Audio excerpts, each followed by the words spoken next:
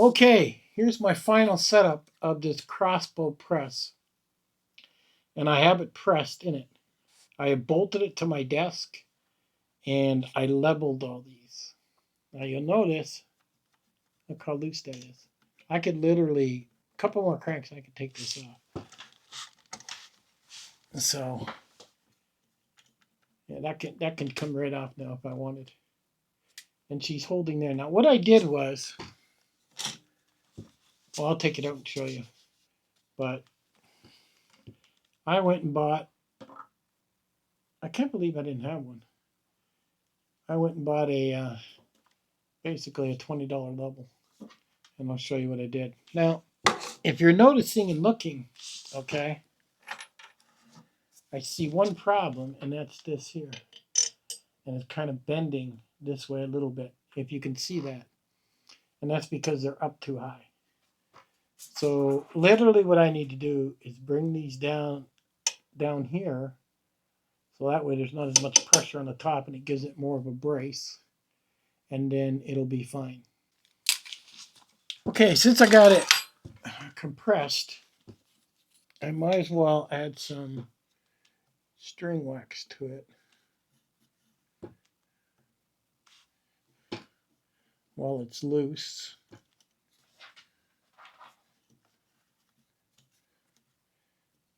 Keep it moisturized. And I don't put it on the wheel, just so you know. You really don't want it slipping on the wheel.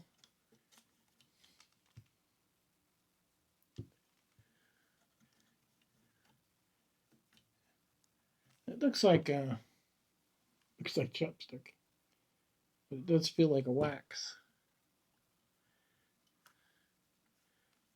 This will really condition it. Ready for turkey season. I've never hunted turkey in my life, by the way. If I get a chance to go out, this will be the first time I go out turkey hunting. Killed a lot of deer in my life, but never killed a turkey. Okay. So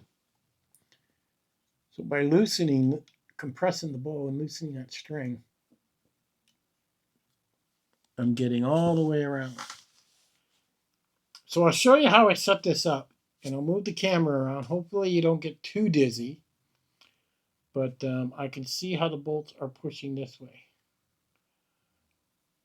So this needs to come down, is what I need to do with that.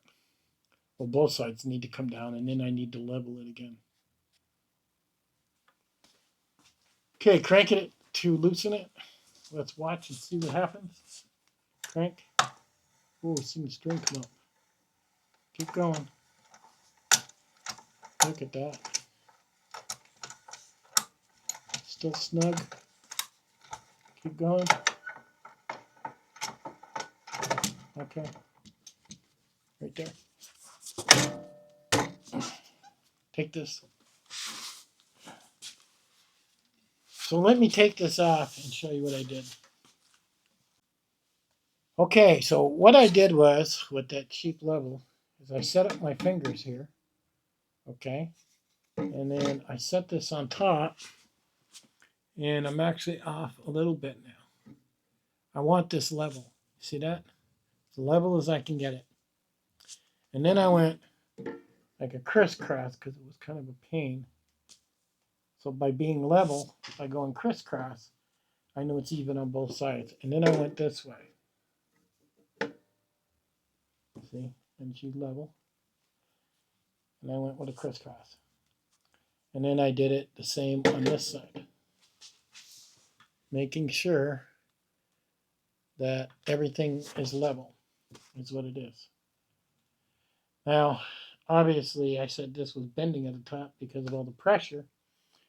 So like I said, I need to unbolt all this, bring it down.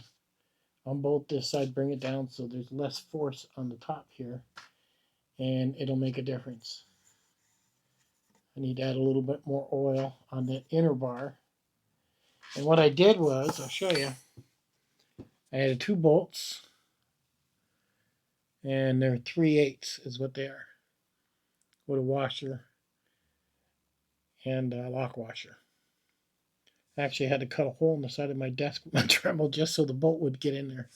But it works. Works like a dream. The hardest part I found was putting the bolts on the desk. I guess the second hardest part was getting these fingers leveled up properly. Is more so the problem I had. Okay. I don't know how many camera angles I can give you. Crank that out, and we can actually see it. As my son cranks this out, you'll see it moving here. See it moving? Keep going. I want to take the tension off that spring. You don't want tension on the spring. You don't want to leave the tension on. That's the biggest thing. So the further out I can crank that, the better. See, I gave it a yank to pull it out. Oh, that's the best thing I bought. Best thing I bought. If you're watching my videos, man, you made a good product. Really good product. I wouldn't make these as high, though. I'd shorten these because that was too much pressure on the top, bending it over. I would actually sell a shorter bolt there. Because I could see it failing here more than anywhere else. But once I crank it down, it'll be ready to go. Very impressed with this Crossbow bow press. This is my last video.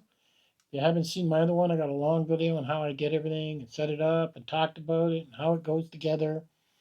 And this is the complete setup now. I compressed the bow and compressed the crossbow, and everything works good.